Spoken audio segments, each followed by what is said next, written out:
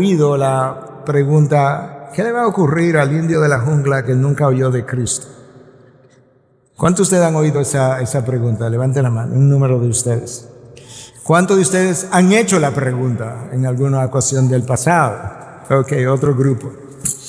Bueno, el apóstol Pablo va a responder esa pregunta y muchas otras en el mensaje, ¿verdad?, que él escribió para la iglesia de Roma, pero que todos necesitamos por diferentes motivos. Como ya saben, yo había estado fuera del púlpito por un par de domingos, había estado llenando compromisos ministeriales en el extranjero, y simplemente para irlos conectando un poco con el mensaje donde nos quedamos, recuerden que en un mensaje previo, 3 domingos atrás, hablamos de que la salvación ciertamente es por gracia a través de la fe, pero que el juicio final sería por obras. Y yo creo que algunos fueron sorprendidos por esa afirmación, pero vimos cómo eso está y lo volvemos a ver otra vez en el día de hoy, cómo eso está a lo largo y ancho de toda la revelación bíblica. Dijimos también en esa ocasión que en ese juicio final, en ese día final, cuando comparezcamos ante el tribunal de Cristo, la idea que Dios revela en su palabra es que todo va a ser traído a la luz, mis obras serán traídas a la luz, mis palabras, tendré que dar cuenta por cada palabra ociosa que yo haya hablado, enseñó Cristo, a las intenciones de mi corazón, mis pensamientos, todo eso será traído a la luz. Y que eso será cierto, decía Pablo, lo dijo Pablo, escribió Pablo, tanto para el judío como para el gentil. Y en aquella ocasión, todo el que no era judío era gentil. Esos son los dos grupos de personas. Y Pablo dice que en Romanos 2:11, que como el juicio final va a ser equitativo para todo el mundo conforme a esa revisión, por eso podemos decir, él puede decir en versículo 11, en Dios no hay acepción de persona, no hay favoritismo. Y creo que Pablo estaba enfatizando el hecho de que Dios juzgaría las obras de los gentiles, así como las obras de los judíos de la misma manera, y que los judíos, por el hecho de haber recibido la ley anteriormente y las promesas y los pactos, no tendrían en ese sentido ninguna ventaja sobre nosotros. En los versículos que siguen, Pablo continúa con la misma idea. La idea de explicar cómo es que se va a dar este juicio y la idea de poder entender a la luz de la revelación de Dios qué es lo que Él ha revelado para que podamos responder la pregunta de qué va a pasar con aquella persona que nunca oyó de Cristo y con múltiples otras preguntas similares. La razón de todo eso, o lo que Pablo revela, me hizo, ¿verdad?, titular este mensaje de esta forma: nadie escapa a la ley moral de Dios. Nadie. Todo el mundo va a ser sometido a la ley moral de Dios. Va a haber un escrutinio final y ahí entonces todas las cosas serán reveladas. Pero en el interín, veamos qué Dios tiene que decirnos por medio de su palabra. Yo voy a comenzar de nuevo leyendo el versículo 11 para conectarnos con lo anterior hasta el 16. Porque en Dios no hay acepción de personas. Pues todos los que han pecado sin la ley también perecerán. Y todos los que han pecado bajo la ley, por la ley serán juzgados. Porque no son los oidores de la ley los justos ante Dios, sino los que cumplen la ley. Esos serán justificados. Porque cuando los gentiles que no tienen la ley cumplen por instinto los dictados de la ley, ellos, no teniendo la ley, son una ley para sí mismos.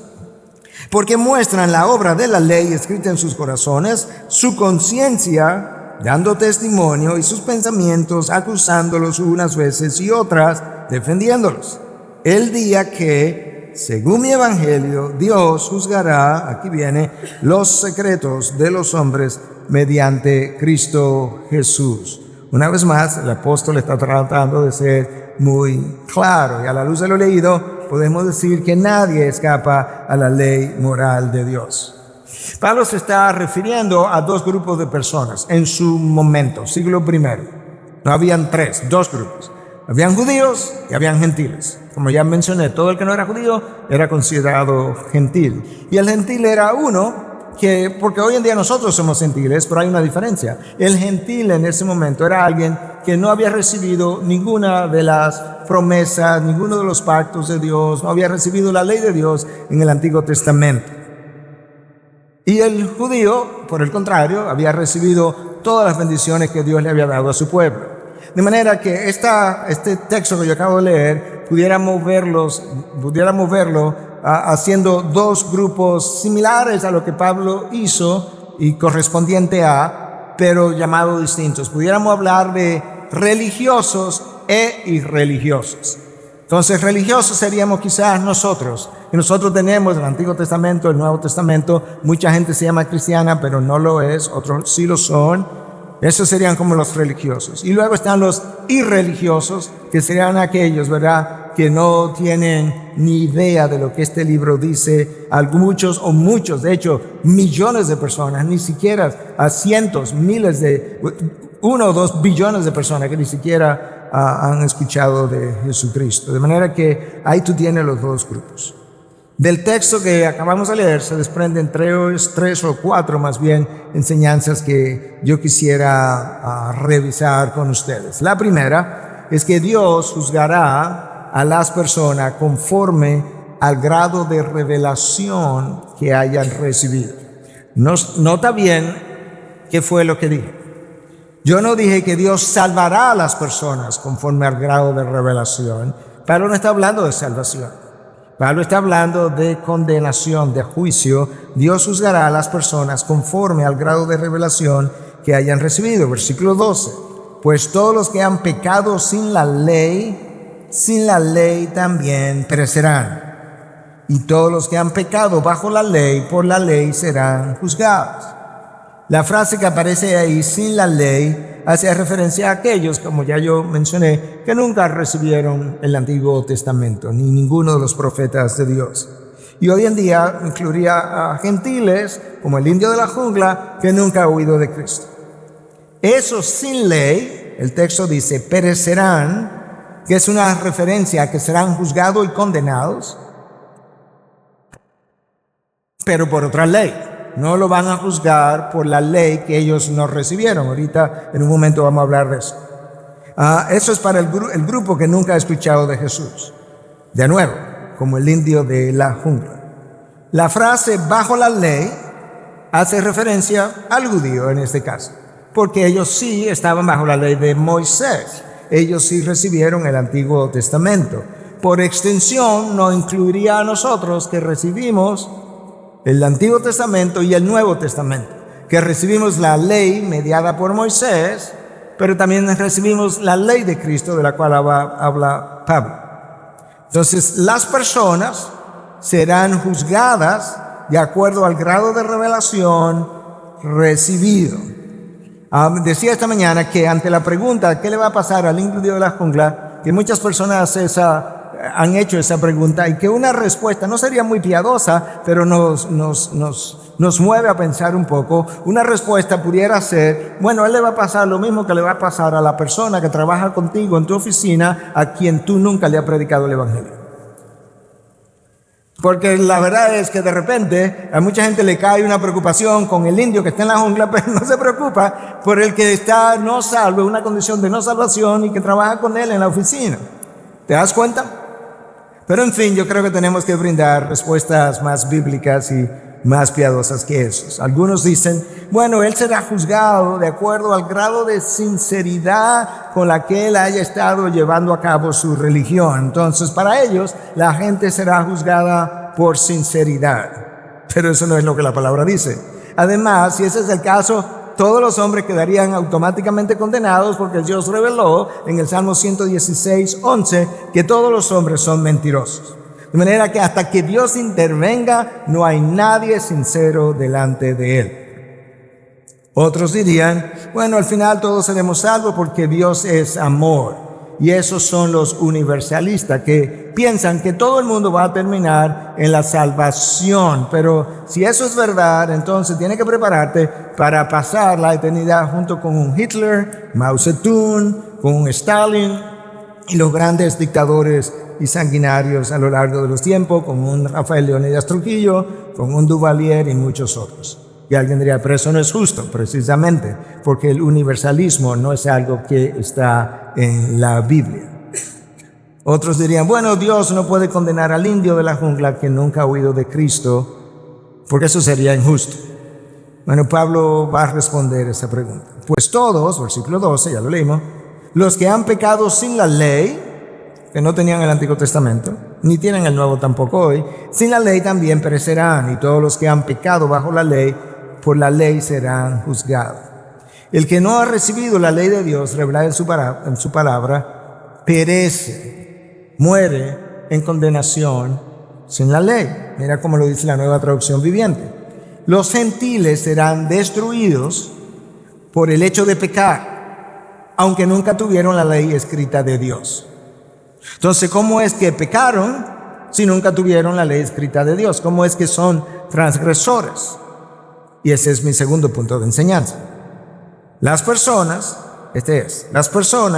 que no recibieron la ley de Moisés, ni tampoco escucharon del Evangelio, sería hoy, serán juzgados de acuerdo a otra ley. Y lo leímos. Ahora lo vamos a explicar y lo vamos a leer de nuevo, versículos 14 y 15. Porque cuando los gentiles que no tienen la ley cumplen por instinto los dictados de la ley, ellos, no teniendo la ley, son una ley para sí mismos, porque muestran la obra de la ley escrita en sus corazones, su conciencia dando testimonio y sus pensamientos acusándolos unas veces y otras defendiéndolos. No sé si captaste lo que Pablo está diciendo. Pablo está diciendo, la ley escrita en el Antiguo o Nuevo Testamento no es la única metodología, no es el único sistema de juicio que Dios lleva a cabo. No, él está diciendo que no, que hay personas que no tienen la ley, esta ley, a la que nosotros nos referimos en su palabra, no tienen la ley escrita, pero tienen otra ley también escrita, pero no en un libro, sino en su corazón. Y entonces Pablo habla de cómo es que esa ley está escrita. Dice, bueno, está escrita en su conciencia, y esa conciencia da testimonio de que esa ley existe, y ese individuo tiene pensamientos, y esos pensamientos que él tiene, que operan junto con su conciencia, a veces los defienden y a veces los acusan. Entonces déjame ver si puedo explicar eso. Dios, cuando formó al hombre a su imagen y semejanza, parte de esa imagen y semejanza implicó una codificación de su ley en el corazón de ese individuo hecho a su imagen y semejanza. Dios sabe lo que es correcto y lo que no es correcto. Cuando Él hizo a alguien a su imagen, puso en su interior ese sentido. Adán y Eva sabían exactamente todo lo que ellos necesitaban saber en cuanto a lo que podían y no podían hacer. Ahora, cuando ellos cayeron, esa conciencia fue afectada y su pensamiento fue afectado, de manera que ahora tenemos una imagen de Dios distorsionada y por consiguiente no tendríamos la misma idea tan completa como Adán de lo que es bueno y malo, pero tenemos suficiente para vivir una vida más o menos moral. Y cuando eso no ocurre, Dios dice, tú has violado la ley moral mía que yo puse en tu conciencia. Y como Él nos dio una capacidad para pensar, mi mente piensa, razona juntamente con la ley que está en mi conciencia, y esos pensamientos a veces me dicen, ¿por qué hiciste eso? No debí haberlo hecho. Y tú has tenido pensamientos así. ¿Por qué lo hice? ¿Para qué hice eso? Yo ni sé para qué lo hice. Debí haberlo pensado mejor. Oye, si yo hubiese sabido que iba a tener esta consecuencia, jamás hubiese hecho tal cosa. Hemos dicho todos nosotros en algún momento, de alguna forma, con algún vocabulario, cosas como esas. Esos son los pensamientos que nos acusan porque mi conciencia sabe que hice algo indebido. Pero otras veces quizás alguien me dice, mira, después que tú te sacrificaste y hiciste por esa persona, mira cómo te trató, y a veces tú has respondido, bueno, yo me siento bien porque yo hice lo que debía hacer. Ahí están mis pensamientos defendiéndome de que hice lo que debía hacer, porque yo sabía lo que debía hacer. Entonces, lo que Pablo está diciendo, que aún los gentiles que no recibieron la ley escrita, tienen una ley en su corazón, que es parte de la imagen de Dios. Si tú quieres comparación, los animales no fueron hechos a la imagen de Dios, no tienen una ley moral dentro. Por eso es que ellos pueden sin ningún temor ni ninguna vergüenza poder aparearse y tener sus relaciones en cualquier momento, en cualquier lugar, delante de cualquier persona, porque ellos no son entes morales y no saben lo que está bien o lo que está mal. Pero nosotros sabemos que ese tipo de cosas no se hace a la luz pública. Lo sabemos desde que nacemos, por así decirlo, de que comenzamos mejor dicho, a tener sentido para relaciones similares. Nosotros conocemos personas que no profesan la fe cristiana, que han hecho algo indebido y que luego han sentido remordimiento. Judas, dice el texto, que vendió a Jesús y luego sintió remordimiento hasta el punto que se ahorcó. Y Judas no era creyente, de manera que él no tenía la ley escrita, no estaba respetando. Tenía la ley escrita porque era judío junto con los demás, pero no estaba respetando la ley judía, pero la ley de su conciencia lo hizo hacer lo que hizo. Y esa ley entonces es la que genera pensamiento que me defienden o me acusan. Asesinos en series, en ocasiones, han ido a la cárcel. He visto 1, 2, 3, no sé, algunos de esos juicios, cómo ellos se han quebrantado en el juicio, han llorado, incluso han pedido perdón a las familias a quienes ellos agraviaron y no necesariamente se convirtieron, simplemente estaban sintiendo remordimiento por lo que habían hecho, porque ellos entendían que había un Dios creador de alguna manera y la conciencia estaba testificando contra ellos. Por eso, el indio de la jungla que se condena, él no se condena porque nunca ha huido de Cristo. No, es que no estamos hablando de salvación. Cristo es para salvarte de tu estado de condenación en el cual tú naces. Por eso es que Juan 3:36 dice que el que cree en el Hijo tiene vida eterna, pero el que no obedece al Hijo, la ira de Dios permanece sobre él. Yo nazco con la ira de Dios sobre mí, sobre su juicio. Eso es así desde Génesis 3, cuando Dios maldijo el planeta Tierra. Por eso Cristo dijo, yo no vine a condenar el mundo. No, ya el mundo fue condenado desde Génesis 3. Yo vine a salvarlo, yo vine a salvar lo perdido. Entonces, lo que ocurre es que si voy a salir del estado de condenación, necesito a Cristo.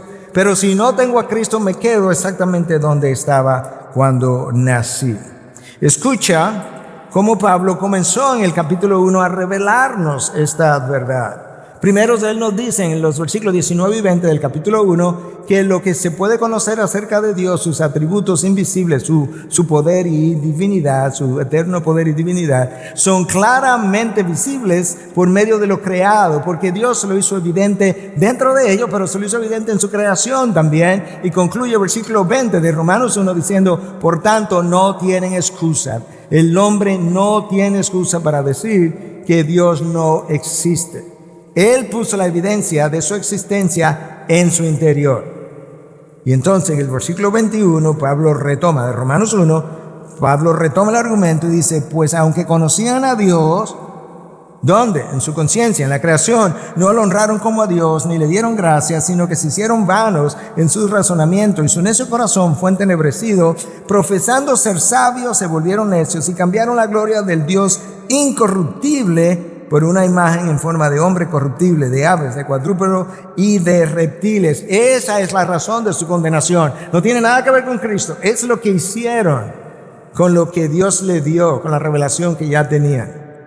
Versículo 25, porque ellos cambiaron la verdad de Dios por la mentira, y aquí viene, y adoraron y sirvieron a la criatura en lugar del Creador. Eso es violación del primero y segundo mandamiento de los 10 mandamientos que Dios le dio a Moisés. Adoraron y sirvieron a la criatura en lugar del Creador, que es bendito por los siglos de los siglos. Entonces, para seguir ilustrando este punto, porque es vital para nosotros, incluso para el evangelismo, y para nosotros entender dónde nosotros estamos parados y cuál es nuestro grado de culpabilidad incluso. Déjame decirte que la ley de Moisés, o sea, los 10 mandamientos y todas las extensiones de esos 10 mandamientos aparecen en el libro del Éxodo, capítulo 20 en adelante. Sin embargo, cuando tú llegas a Romanos 5, que vamos a llegar ahí eventualmente, el texto dice que la muerte reinó desde Adán hasta Moisés. Pero no había ley escrita en tablas, en piedras, pero había una ley moral de Dios escrita en los corazones de los hombres, que los hombres violaron. Por consiguiente, cuando tú vas a Génesis y lees los primeros 19 capítulos del Éxodo, antes de la ley de Moisés, tú encuentras que Dios castigó la violación de los 10 mandamientos que todavía no se habían dado, porque estaban escritos en el corazón del hombre. En Génesis 9:6 Dios dice, el hombre que derrame sangre, su sangre será derramada. Pero ese es el mandamiento número 6, el sexto mandamiento de la ley de Dios. Faltaban cientos y cientos de años para que se diera esa ley. Sí, pero el hombre tiene esa ley escrita en su corazón. Y tú sabes qué pasó cuando Caín mató a Abel. Ellos ofrecieron una adoración, Dios recibió la adoración de Abel, no recibió la adoración de Caín. Caín se molesta con Dios y con su hermano y lo mata. Y Dios va donde Caín, se le aparece y le dijo, ¿dónde está tu hermano Abel? Y él respondió, no sé, ¿soy yo acaso guardián de mi hermano? Y el Señor le dijo, ¿qué has hecho? La voz de la sangre de tu hermano clama a mí desde la tierra. Ahora pues, escucha, maldito eres de la tierra que ha abierto su boca para recibir de tu mano la sangre de tu hermano. Cuando cultives el suelo no te dará más su vigor, vagabundo y errante serás en la tierra. Yo no tenía que darte la ley de Moisés para que supiera que no matarás. Yo la puse en la imagen de Dios cuando yo creé a Adán y a Eva. Tú puedes ver que nadie escapa a la ley moral de Dios. Ya te expliqué cómo los animales tienen sus relaciones íntimas delante de todo el mundo porque no son entes morales. El séptimo mandamiento de la ley de Dios prohíbe el adulterio, pero eso no aparece hasta Génesis 20. Hasta Éxodo 20. Pero en Génesis 20 ocurre algo que llama la atención.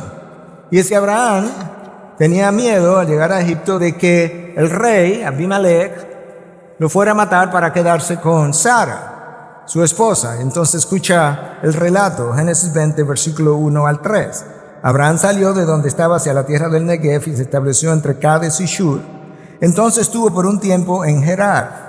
Abraham decía de Sara, su mujer, es mi hermana. Entonces Abimelech, rey de Gerar, envió y tomó a Sara. Pero Dios vino a Abimelech en un sueño de noche y le dijo, tú eres hombre muerto por razón de la mujer que has tomado, pues está casada.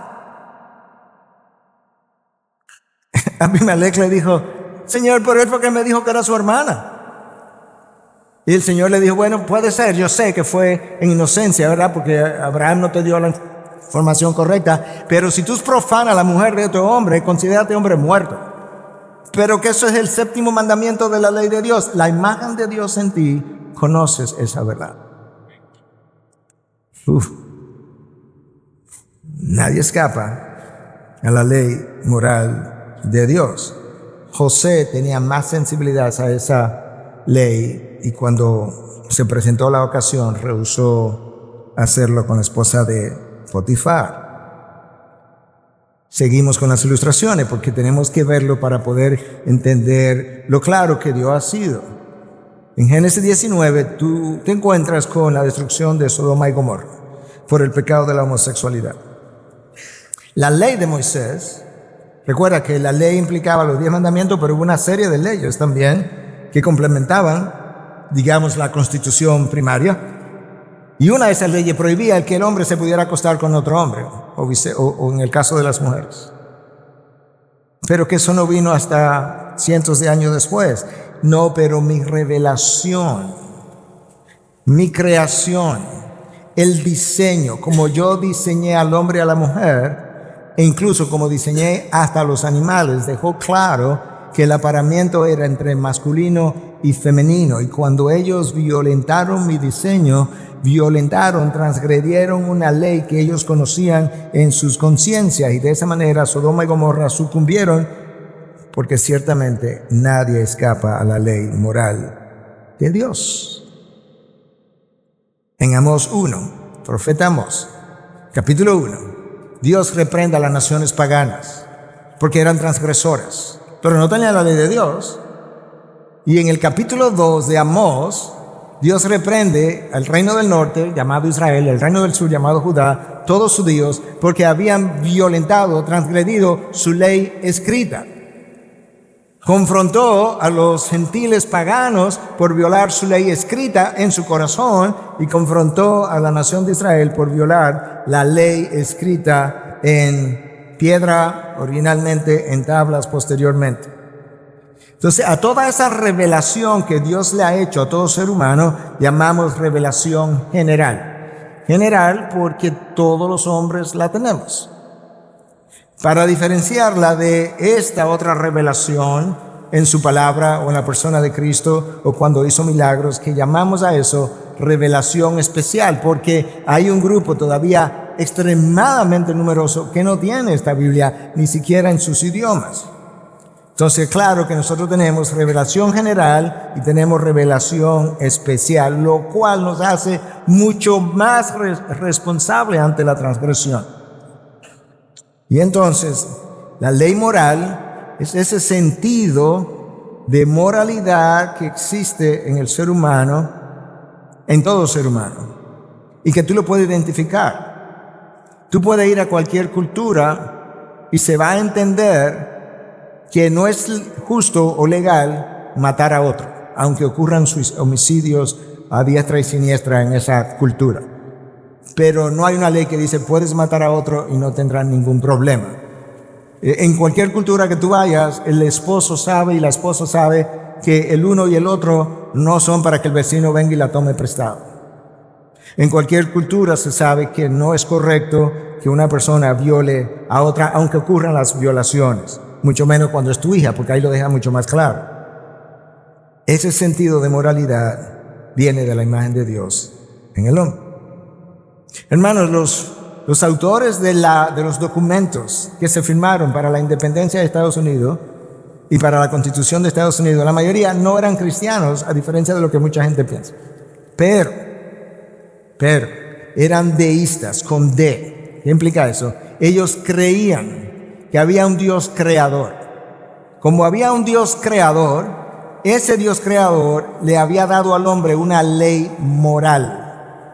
Lo que ellos llamaron, y otros también en teología, la ley natural, la ley con la que el hombre nace, dada por su creador. Y por eso, esos hombres que firmaron esos documentos entendían que habían derechos inherentes con lo que el individuo nacía, y debido a esos derechos inherentes se reconocen ciertos derechos para todo el mundo en esa nación, por lo menos en sus documentos originales. Y el primero de esos derechos es el derecho a la vida. Por eso es que estamos 100% opuestos al aborto en todos los casos, en el 100% de los casos, porque es una negación del derecho a la vida dado al ser humano por su creador desde que él nace, de que es concebido. Entonces, de nuevo, el hombre no es juzgado por la ley que no ha recibido. Él es juzgado por la ley que ya tiene en su conciencia. Entonces, dado todo lo anterior, podemos concluir, no el mensaje, pero podemos concluir hasta aquí. Número 1, el hombre natural que no recibió la ley de Dios, que nunca ha oído de Cristo, es condenado por Dios porque él viola la ley moral en su conciencia. Y todos los hombres, sin excepción, todo el que está sentado aquí, todo el que se ha parado aquí, ha violado esa ley moral en algún momento, sin excepción. El judío, por otro lado, que recibió la ley de Moisés, es condenado porque habiendo recibido todavía más revelación y ahora por escrito, él pasó todo el tiempo violando dicha ley.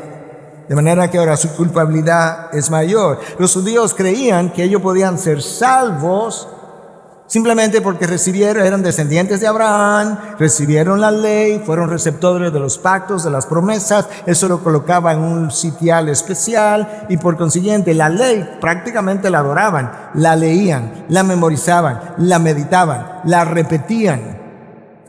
Mencionaba incluso que para ser rabino se dice que tú tenías que aprenderte la Torá, los primeros 5 libros de Moisés, de memoria para la edad de 12 años. Veneraban la ley, pero Pablo les dice aquí, en este mismo texto que yo leí, en el versículo 13, no son los oidores de la ley los justos ante Dios. No, sino los que cumplen la ley. Esos serán justificados. ¿De qué te sirve conocer la Biblia de cabo a rabo, decimos nosotros, ¿De qué te sirve conocer la Biblia, recitar la Biblia, enseñar la Biblia, memorizarla, si no la vives? Tú tienes y yo tengo que conocer teología, pero luego yo tengo que ir y vivir la teología. Esa es la misma preocupación del medio hermano de Jesús, de Santiago, ¿recuerdan? Sean hacedores de la palabra y no solamente oidores que se engañan a sí mismos, porque si alguien es oidor de la palabra y no hacedor, es semejante a un hombre que mira su rostro natural en un espejo, pues después de mirarse a sí mismo e irse, inmediatamente se olvida de qué clase de persona es. Yo voy al espejo esta mañana, cuando me levanté, estoy todo despeinado, no me he afeitado, luzco mal, no me lavo la cara, pero me olvidé de cómo yo lucía y vengo aquí delante de ustedes de esa manera, porque se me olvidó cómo yo lucía. Pero Santiago no está hablando de ese espejo, eso es simplemente una analogía. Le está diciendo, es como tomar la palabra de Dios, verte en ese espejo, descubrir que estás mal moralmente, luego la cierra, y después que la cierra se te olvida lo mal que estaba moralmente y te vas a vivir como que estás bien porque ya te viste en el espejo. Y Santiago dice, no, el ser oidor no me ayuda, de hecho me empeora. Aumenta mi revelación. Pero el que mira atentamente a la ley perfecta, a la ley de la libertad, me encanta que Santiago llama a la ley de Dios la ley de la libertad, porque nosotros pensamos que la ley de Dios me restringe, me ahoga. Pastor, que no es fácil debajo de esta ley. Dios dice, hey, mis mandamientos no son gravosos. Te lo dije en el Antiguo Testamento y te lo dije a través de Juan en el Nuevo Testamento.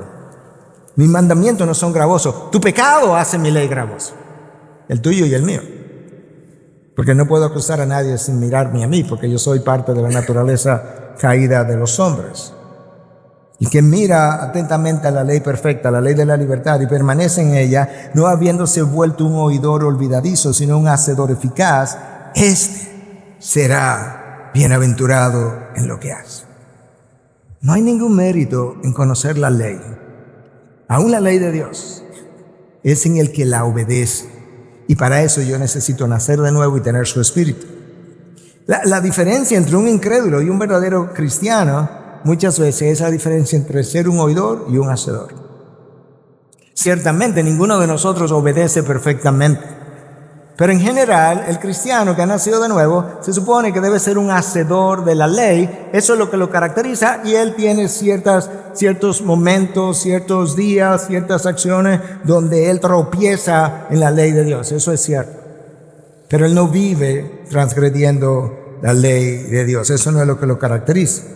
Ahora, lo que Pablo está diciendo, yo estoy tratando de explicar, es que mientras más revelación tengo, ya tengo una por naturaleza, la ley escrita en mi conciencia, pero luego Dios me da revelación especial, lo que Él trae en su palabra. A mayor revelación, mayor condenación. Escucha cómo Cristo trató de explicarlo. Lucas 12, versículos 47 y 48. Y aquel siervo que sabía la voluntad de su Señor, o sea, la sabía, y que no se preparó ni obró conforme a su voluntad, recibirá muchos azotes. Él está hablando del juicio final. Pero el que no la sabía, no sabía lo que esto decía, e hizo cosas que merecían castigo, será azotado poco. No es que que se va a salvar, no, es que su grado de juicio y castigo al final será menor que el que sí conocía la voluntad de Dios. A todo el que se le haya dado mucho, mucho se demandará de él. Y al que mucho le han confiado, más le exigirán. Eso no es exactamente lo mismo que hablar de oidor y hacedor, pero en esencia se parece mucho. ¿En qué sentido? Bueno, si sé cuál es la voluntad de Dios y no la hago, soy un oidor, pero no soy un hacedor, porque no la hice. A eso que este texto también está apuntando. Por eso que Cristo en el Sermón del Monte, creo que se lo mencioné no hace muchas semanas atrás, tenía la misma preocupación y dice, ¿por qué tú me llamas Señor, Señor y no haces lo que te digo? Ya te dije lo que espero de ti. No lo haces, pero me sigue llamando Señor, Señor.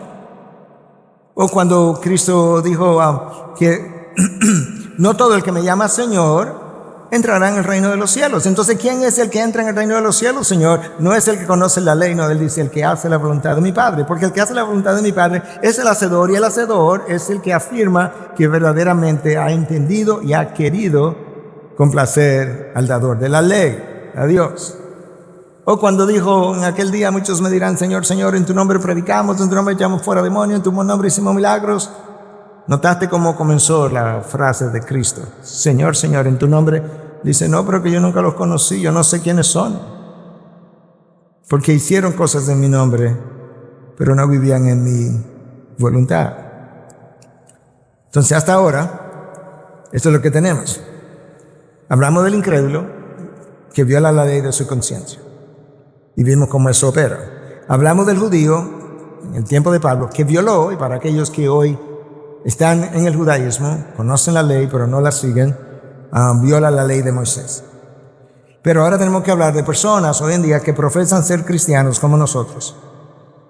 Cuando nosotros pecamos o transgredimos, nosotros de todos esos grupos somos los que estamos en mayor problemas. Porque nosotros tenemos la revelación de la ley moral en la conciencia.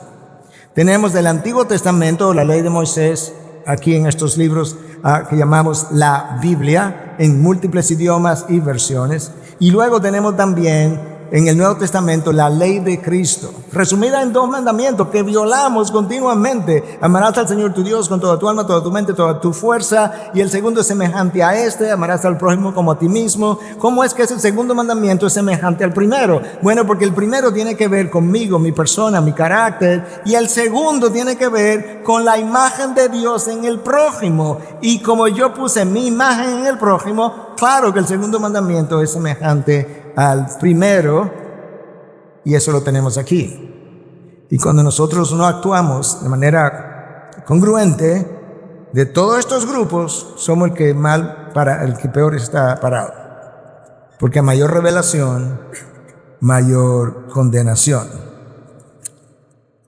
Ahora, déjame verme a mí mismo. Yo soy un maestro de la palabra. Tengo aquí en la IBI 26 años estudiando y enseñando la palabra. Pero comencé a leerla y a estudiarla, quizás no con tanto ahínco, pero comencé a leerla y a estudiarla en el año 83. Si sumo, me da 41 años de estudiar la palabra, y ya después, aún en Estados Unidos, ya era maestro de la palabra.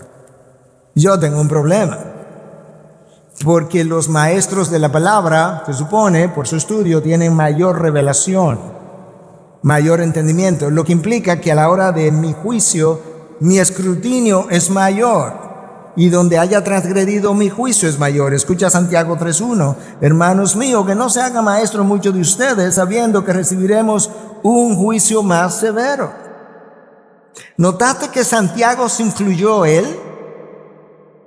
¿Notaste cómo él lo dice en 3:1? Sabiendo que recibiremos, ¿quiénes? Nosotros, Santiago incluido, que era maestro de la palabra, un juicio más severo.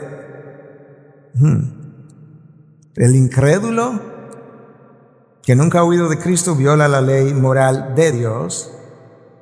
El judío que conoció la ley de Moisés viola la ley escrita en el Antiguo Testamento, la ley de Dios, y el cristiano viola la ley de Cristo. La realidad es que el ser humano es universalmente un transgresor de la ley de Dios en todas sus formas. Punto número 3. Dado todo lo anterior, Dios ha señalado un día para llevar a cabo el juicio final. ¿Cuándo será? Versículo 16, que es el último. El día en que, según mi evangelio, Dios juzgará los secretos de los hombres mediante Cristo Jesús. Nota que Pablo no simplemente dice Dios juzgará a los hombres. Él dice, porque eso lo entenderíamos bien, más o menos bien, es que va a juzgar los secretos de los hombres. Nota la relación que Pablo establece casi como de pasada entre el evangelio y el juicio. El día en que, según mi evangelio, Dios juzgará. ¿Pero cuál es la relación? Yo pensaba que el evangelio era un mensaje de salvación. El evangelio es un mensaje de salvación, pero el evangelio está conectado, el mensaje de salvación del evangelio está conectado a una verdad de un juicio, y es que la razón por la que el evangelio es buenas nuevas es porque te deja saber que estás condenado, que no tiene posibilidad alguna de salir de la condenación, a menos que crea, abrace y viva el mensaje del Evangelio de Jesucristo, que todos los hombres estaban condenados, que Él bajó, se crucificó, se dejó crucificar, derramó su sangre para el perdón de pecado, pagó la deuda para que aquellos que crean en esa realidad pudieran creer eso y luego poner su fe en Él para salvación. Pero si no me dices que estoy condenado primero, el mensaje del Evangelio a mí no me parece buenas nuevas, porque tú me estás pidiendo incluso que muera a mí mismo. Para mí eso no es nada de buenas nuevas. Pero es buenas nuevas si me dejas saber primero las malas nuevas. Y por eso es que Pablo conecta el Evangelio, el día en que según mi Evangelio, Dios juzgará, conecta el juicio con el mensaje del Evangelio. La pregunta entonces, hay un juicio, ya lo vi en el versículo 16. ¿Qué tan exhaustivo va a ser ese juicio? Bueno, el versículo 16 dice, Dios juzgará los secretos de los hombres. Pero es una verdad que está en toda la Biblia. Pablo escribe a los Corintios en 1 Corintios 4:5, por tanto, no juzguen antes de tiempo, sino esperen hasta que el Señor venga, el cual sacará a la luz las cosas ocultas en las tinieblas y también pondrá de manifiesto los designios de los corazones, o sea, las intenciones de los corazones, lo va a traer a la luz. Entonces, cada uno recibirá de parte de Dios la alabanza que le corresponde. En otras palabras, hay un juicio para condenación. Ya eso sabemos, eso no estuvieron, los pecados de esas personas no estuvieron pagados por la sangre de Cristo, que van a la condenación. Pero tú y yo tenemos que comparecer ante el tribunal de Cristo. Por eso es que cuando hay gente que me ha dicho, a veces en el extranjero, a veces aquí, pastor, mire, yo no creo en nada de eso, al final Dios es amor y todos vamos a terminar delante de Él. Yo le digo, sí, todos vamos a terminar delante de Él, pero no por la razón que tú crees, sino porque todos tenemos que comparecer ante el tribunal de Cristo para rendir cuenta de todo lo que hayamos hecho, sea bueno o sea malo. Entonces, cada uno recibirá de parte de Dios la alabanza que le corresponde. En otras palabras, mis recompensas para los que somos salvos están determinadas por un juicio. No todo el mundo será recompensado de la misma manera. Ahí en ese juicio se va a ver todo esto, mis obras, lo que dije, mis intenciones, mis pensamientos, mis motivaciones. La idea de que Dios conoce, revela los pensamientos secretos aparece en Hebreos 4:13. Aparece en el Antiguo Testamento también. Escucha lo que Dios dice a través de Jeremías 17:10. Yo, el Señor, escudriño el corazón, pruebo los pensamientos. ¿Cuál es el propósito de eso, Señor? Escucha, ¿para qué? Él te va a decir incluso, te dice lo que hace y luego te dice ¿para qué? Pruebo los pensamientos, para dar a cada uno según sus caminos, según el fruto de sus obras. Yo veo sus obras, según el fruto de sus obras yo doy. Pero yo también examino sus pensamientos, yo pruebo sus pensamientos. David escribe en el Salmo 139, oh Señor, tú conoces mi levantarme y mi sentarme, cuando me acuesto, cuando me levanto. Si voy al Seol, tú estás ahí. ¿De dónde huiré de tu presencia? Tú conoces cada palabra mía antes de que yo la pueda llegar a pronunciar. Ya tú la conoces todas, dice David. El mismo David en 1 Crónicas 28:9 aconseja a su hijo, a su hijo Salomón. Le dice a Salomón, ya cuando él está como por morir y Salomón es que va eventualmente a reinar, le dice, mira hijo, acuérdate que Dios escudriña los corazones de los hombres. Quizá eso es lo que hace que Pablo, cuando le escribe a los Gálatas en 6:7, dice, nadie se burla de Dios. No, claro que no, porque si él conoce las intenciones de mi corazón aquí arriba ahora, si él conoce lo que yo estaba pensando entre un servicio y otro, si él conoce qué es lo que yo voy a hacer y pensar esta tarde, no me puedo burlar de él. No me puedo tratar de esconder de los hombres, pero de él no. Pastor, ¿y este desastre cuándo fue que comenzó? ¿Tú sabes? Un día Adán y Eva estaban conversando, pensaron que Dios no estaba en buen cibaeño poi paite. Y vino esta serpiente. Y entonces, como la serpiente vino, se puso a hablar con ellos. Ellos pensaron, Quizá Dios no es tan bien intencionado como pensábamos. Mira lo que dice la serpiente, que si me como esa fruta yo puedo llegar a ser como él, pero Dios no quiere eso. Y mordieron la fruta. Y ahí viene Dios. Adán, ¿dónde tú estás? Aquí detrás de un árbol, escondido. ¿Qué fue lo que hiciste? Hasta ese momento ellos estaban desnudos delante de Dios, los dos, sin vergüenza. Y estaban desnudos el uno y el otro, frente al otro, también sin vergüenza. No tenían nada que probar, no tenían nada que esconder, no tenían nada que temer. Ahora ellos tienen mucho que temer porque tienen algo que esconder. Que no podían esconderlo porque el árbol no iba a taparle su culpa, que Dios vio. Y desde entonces, hermanos, nos hemos estado escondiendo cada vez que tenemos que hacer algo pecaminoso. Hermanos, la mejor evidencia de que tú y yo nacemos con una ley moral, es que cada vez que queremos hacer algo pecaminoso, tratamos de escondernos. ¿O no? El niño de 2 años que tú le has dicho que no le ponga la mano a algo, cuando le pone la mano y tú le dices, ¿qué hiciste? Y él le esconde la mano. Él sabe que hay una ley moral que le dice, desobedeciste a tus padres. ¿Y qué está tratando de hacer? Lo mismo que hizo Adán. Adán se escondió porque él era el cuerpo del delito y Eva también, y él esconde la mano, que es el cuerpo del delito. Porque heredamos una depravación radical y generalizada. Y una depravación radical y generalizada requiere de una redención radical y generalizada como Cristo la ofrece a través de la cruz. La primera pareja estaba desnuda y en vergüenza después que pecaron. Ellos corrieron a hacerse coberturas de hojas de higuera. Pensaron que eso cubriría su vergüenza. No, porque su vergüenza no era externa, el sentido de vergüenza era interno. Y nada externo lo iba a cubrir, simplemente era la expresión, ¿verdad?, de algo que ellos estaban experimentando internamente. Dios entonces los cubre con pieles. Presuponemos, a la luz del resto de lo que la Biblia dice, que Dios mató a un animal, derramó su sangre, tomó sus pieles, los perdonó y los cubrió. Y la razón es por todo lo que venía después, porque y posiblemente fuera un cordero, porque eventualmente el Cordero de Dios, que quita el pecado del mundo, vendría a derramar sangre. Por medio de la sangre derramada, nuestros pecados son perdonados, y por medio de la santidad perfecta de Cristo, Dios nos arropa de tal manera que ahora cuando Él nos ve la santidad de Cristo y no la pecaminosidad mía.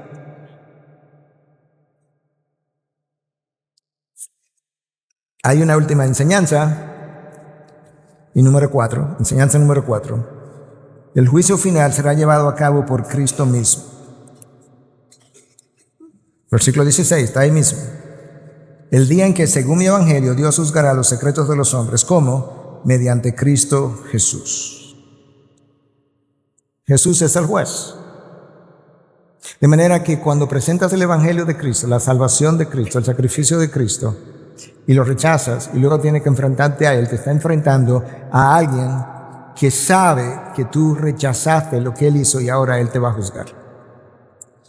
Cristo dice, o dijo, o enseñó, registrado en Juan 5:22, ni aun el Padre juzga a nadie, sino que todo juicio se lo ha confiado al Hijo. No es que el Padre no tiene la capacidad o la potestad de juzgar, sino que el Padre sabe que el Hijo fue que se crucificó y el Hijo es que ha hecho la oferta de salvación y al Hijo es que lo han rechazado, y el Padre le otorgó al Hijo, le dijo, Hijo, júzgalo tú. Y luego en Juan 5:24 Cristo vuelve a repetir el hecho de que Él es el juez. Por eso Pablo habla a los Corintios de que todos nosotros compareceremos ante el tribunal, no de Dios, de Cristo, aunque Cristo es Dios. Lo que quería Pablo dejarnos claro es que la segunda persona de la Trinidad es quien hace el juicio, y por eso llama al tribunal de Cristo.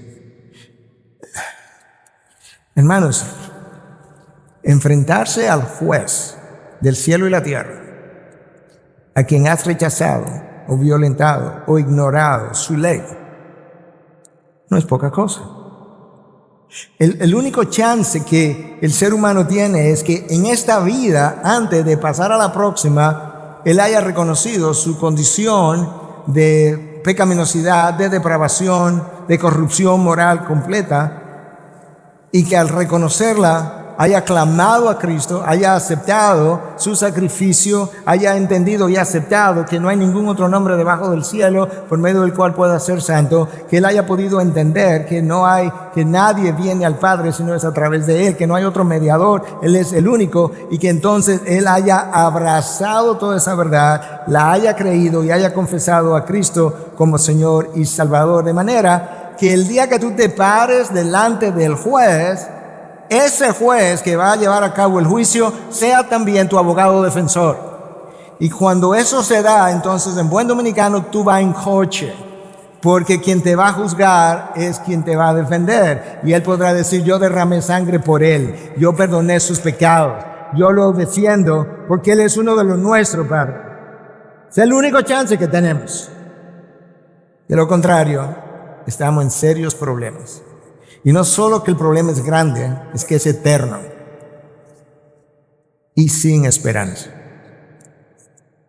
Es para siempre y sin esperanza de salir de una condenación eterna. Es ahora que yo tengo que arreglar mis cuentas. Es ahora donde yo tengo que, como dijo Pablo a los Corintios, examínense para ver si están en la fe. Es ahora. Y si la salvación aún no te ha llegado, o pensaste que te llegó, pero hoy el Espíritu de Dios te convenció de que no estaba en un estado de salvación, este es el día para arreglar cuentas. De manera que cerremos los ojos y ahí donde estás,